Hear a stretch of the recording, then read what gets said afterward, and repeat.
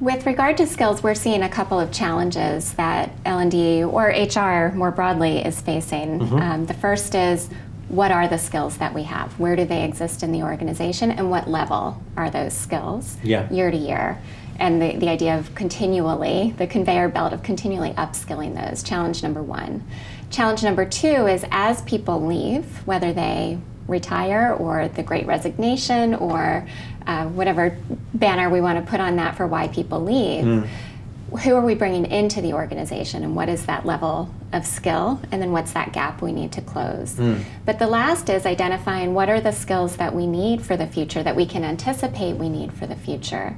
Yep. Are you seeing examples of organizations focusing on that? I am, yeah, of course. But there's an interesting paradox again there, because the World Economic Forum has outlined the most employable skills for 2023. Yeah. And most people that were predicting the outcome of that thought that they would be technical skills, and they weren't.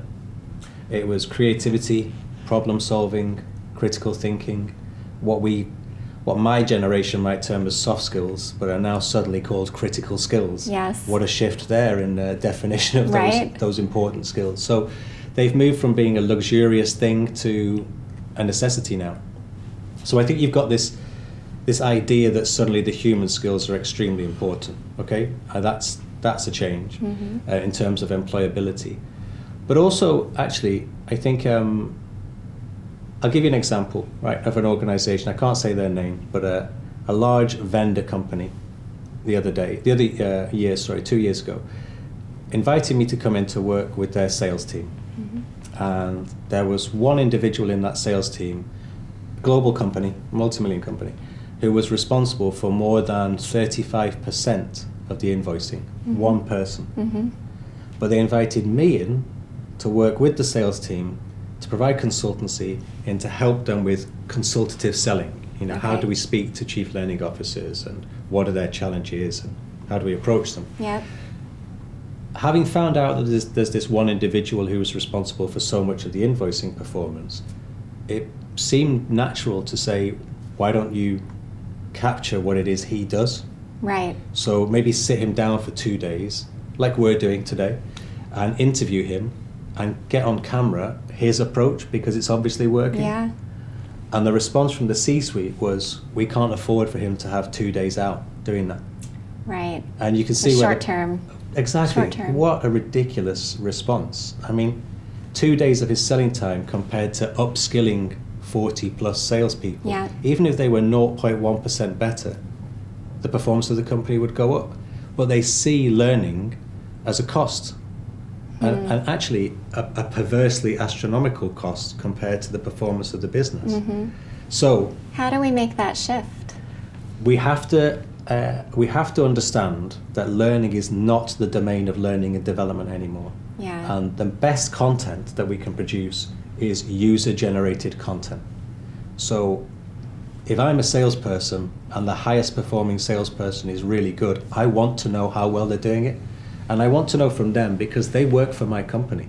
They know specifically how to sell what I'm being asked to sell. So that's much better than just a general article on selling. Right. This is about what we do specifically, and he fits in our environment. So I really want to learn from him.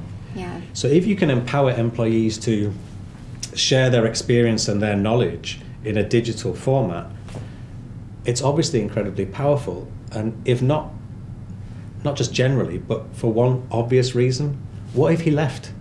Right.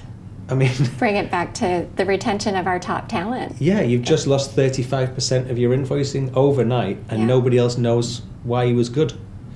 Yeah. So it's a crazy situation. It's an extreme example, but it's a true example. Yeah. I wish I could name the company, but they would not like me doing that, obviously. No.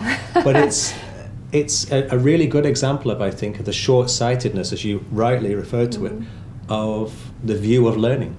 Well, it brings it back to what you were saying earlier about wisdom being the top of the pyramid, and what is the wisdom ultimately that we need to make decisions, and it's the wisdom of the individual that needs to be shared.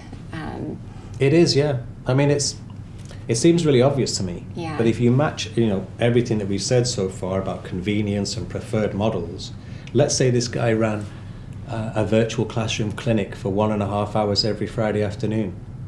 That would be incredibly powerful, incredibly impactful, and it would increase the performance of the business. So sometimes the data is right in front of your eyes, right? But it takes organizations, like Explorance, obviously, to come in and say, what you need is to have a look at these 3 or 4 data points, and then you can build your strategy. Right. You're great at this, but the LPI sees this as well. Laurie Nels Hoffman is one of my big kind of icons, really, in this space. She's superb on this. And she really demystifies the idea of where data sits. And actually, most people in C-suite don't realize the amount of data they already have access to. Sitting on a gold mine. Yeah. Right. What's it's the all most there. Yeah, exactly. What's the most popular search on your intranet? Asking that question. Right. That alone should tell you a lot about the culture of your company. Just that one data point. Right. Obviously, there's examples where data can be skewed and lies, damn lies, and statistics. Obviously, it's a phrase that we can use with that. Right. But generally speaking, we've never been able to access more data. So making sense of that for the data, information, knowledge, wisdom pyramid is obviously something you and your organization do really well, but it's never been as important, I think.